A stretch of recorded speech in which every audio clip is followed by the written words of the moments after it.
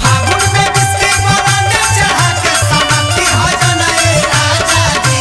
फागुन में बिस्की बरांडे चढ़ा के समाप्ति हो जाना ए राजा जी। तनासा में गाड़िया लोट का रोड पर हंकी हो जाना ए राजा जी। तनासा में गाड़िया लोट का रोड पर हंकी हो जाना ए राजा जी। होली में दिल्ली गेलो पहुनवा रंगा लगई तौके तोरा चोलिया में। म्यूजिक बाय टिंकू तूफान।